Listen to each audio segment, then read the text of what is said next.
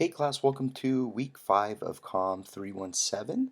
I want to take a look at our syllabus before we dive into our lecture today, just to kind of see what we have going on this week and for the next couple of weeks.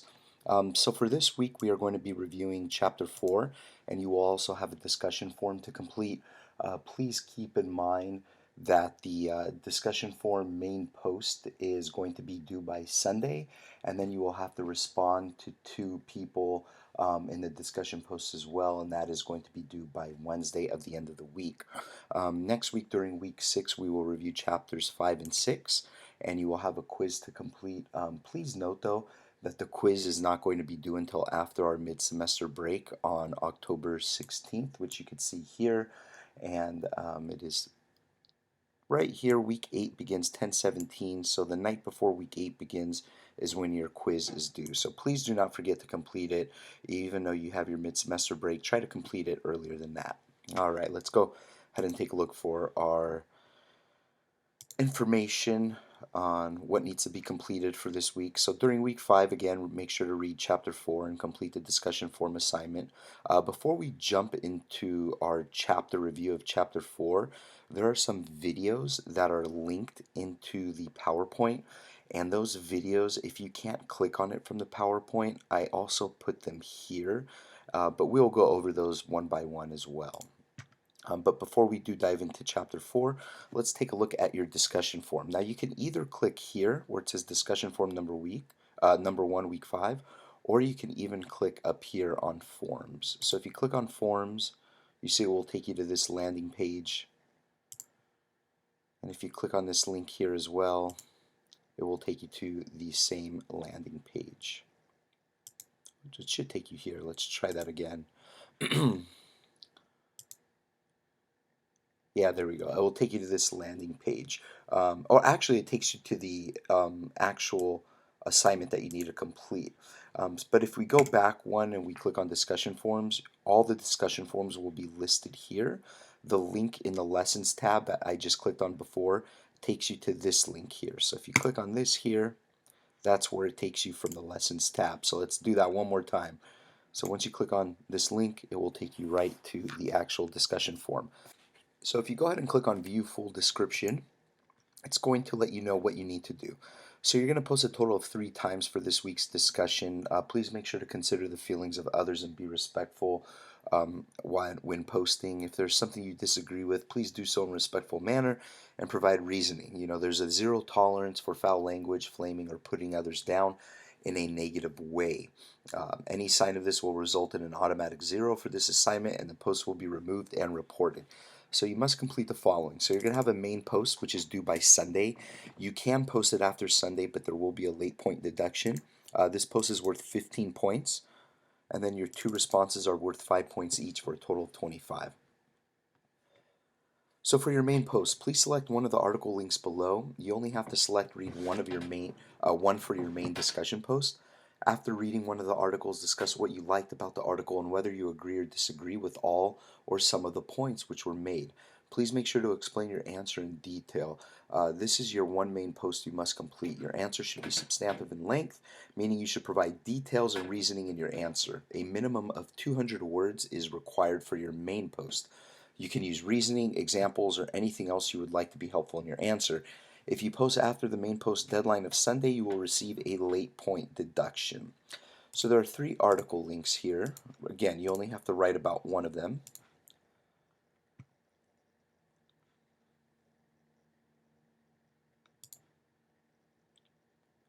So you have Media Planners Battle the Bots, how traditional media planning is changing and what marketers can do about it. And then you also have Media Planning's Next Big Change, Agent AI. So you could pick one of these articles, go ahead and read about it, and you will be posting your main post about it, which I will show you how to do. Then you will need to respond to 2 classmates by Wednesday. They need to be 150 words for each response. This will count towards your responses that you need to make. You can either respond to a classmate's main post, or you can even respond to a reply of a main post. But just make sure you discuss whether you agree or disagree on their post and why. You know, you could even ask further questions to expand on the conversation, or provide personal experience outside sources to the conversation. Each one of your 2 responses should be at least 150 words. So you have 150 words for your responses, and then you have 200 words for your main post. So you can go ahead and minimize that. So to post your main post, you're going to click on Start a New Conversation. Go to make a title. You can call it my main post, my response to the article. You could say, even the article title, post, anything you want. It doesn't really matter. And then write 200 words here. Once you're done, click on Post. And now you'll see that your post is added here. And once the other students start and your classmates start adding their own main posts, it will be a long list here. So let's say there are 10, 12 listed here, and you pick this main post and you want to respond to it. You can just reply.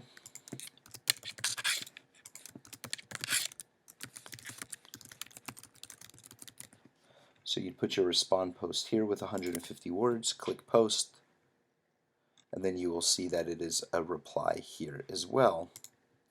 So when you go back, you're going to see the main post listed here, and once you click on each main post, you'll see all the reply posts right under the main post here. So let me go ahead and delete these.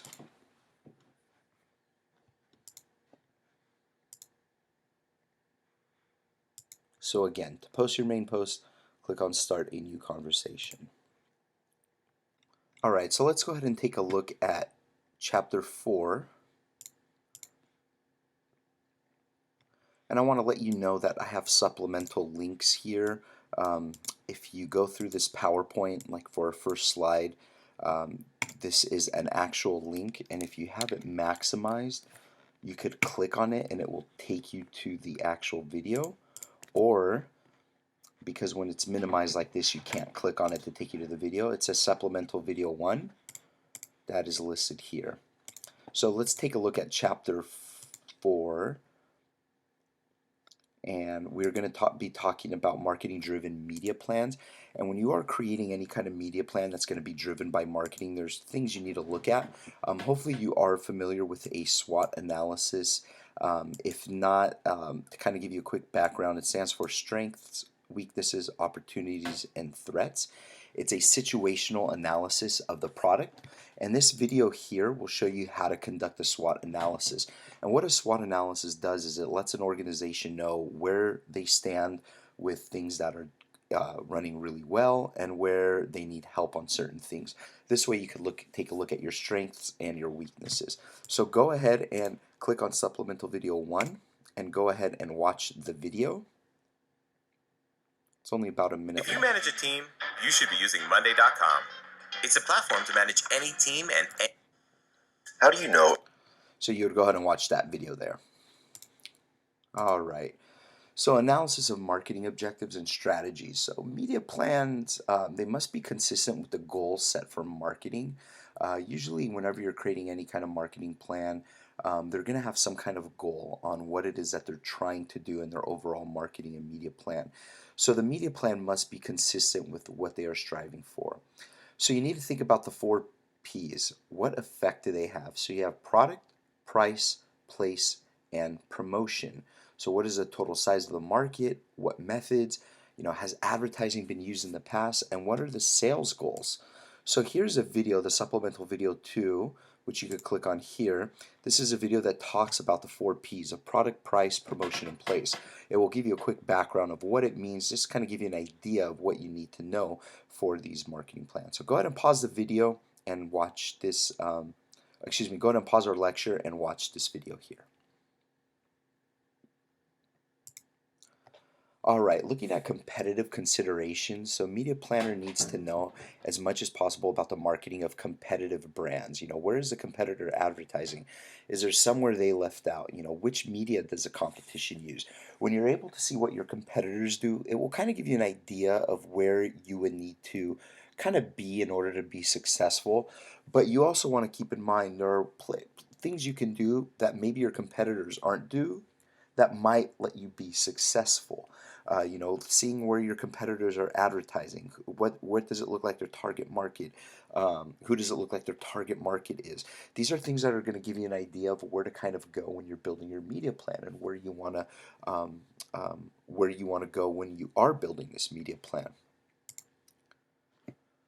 To take a look at the creative history of a brand and understanding how a brand's creative history can affect its current media plan is extremely important. You have brands that have a creative history, and that's going to really affect how their media plan is working. It's kind of like if you look at Apple and Samsung. Apple has a creative history for what they've done in the past, the history of the company, and a lot of their commercials or their products of how they advertise it has quite a bit of creativity into it. Where you look at something like Samsung, and it might have a little bit less creativity and it's more business focused. That's because Apple's brand has that creative history, so it aligns with where they are going for their current media plan. Take a look at the sushi restaurant example in the book, very similar to what I just talked about with Apple. Make a list of benefits of the product to use in your media mix. So if you're looking at how you're going to advertise a product and where you want to advertise it for, look at the benefits. If you're advertising it on Facebook, what are some benefits? Or maybe in a magazine or television. These are things you need to consider, because then you're going to ask yourself, well, how do users feel about this brand? What kind of users follow this brand? Are they going to be on the television, on digital media, and so on? So take a look at I'm not sure why this is underlined, but take a look at the supplemental video 3, which talks about target audience. It's a little bit more of a bland video, but it has some really great information on how to use market segmentation when you are developing a target market. So go ahead and pause our video lecture, watch this supplemental video 3. All right, another thing you need to consider is what kind of geography questions you can bring up. So is the brand nationally recognized, or is it regionally recognized? Should you split between national media and spot media? If so, how much? Spot media is going into certain regions and maybe only representing some media in certain parts of the country. I know a lot of like winter companies do this, maybe companies that make jackets like Canada Goose. Being in Los Angeles, I never see any commercials, any ads, anything for Canada Goose, because we're not really prone to having a jacket like that. So their media is going to focus more on spot media in the Midwest, in the East Coast, in Canada, and so on, places where it's going to be more cold. And does data support your decision? Taking a look at Canada Goose, I'm sure they have analytical data that shows, people in Los Angeles, by, maybe 1% of the population has one, and those are the people who go to the mountains for snowboarding and skiing, or, travel back east. So it won't be effective to have quite a bit of marketing into their media plan for the West Coast, for Southern West Coast. Timing and purchase cycle. Timing is everything in media. When should you advertise? So going back to Canada Goose, most likely they're going to probably advertise, let's say in the Midwest, in Chicago, they're going to probably start advertising in the fall time, once it starts getting a little cold, right before the winter, because I know they have fall jackets and they also have winter jackets. Most likely they're not going to advertise in April or May, right before the summer. Is your product seasonal? Those are things you need to ask. Continuous media schedules should be needed if there's a constant demand, such as 1 year or 3 months. These are things that the media plan needs to know. So go ahead and take a look at our last supplemental video for it's social media and the end of gender. It's something a little extra I want you guys to kind of take a look at. It's really cool. It kind of gives you an idea to see where social media is going and how it's going to be affected in the long run. So take a look at this video, and once you're done, go ahead and come back to our video lecture. Alright guys, so that is it for week 5. If you have any questions whatsoever, please don't hesitate to reach out to me. You have all my contact information. I'd be more than happy to help. So have a wonderful week 5, and I will talk to you guys next week. Take care.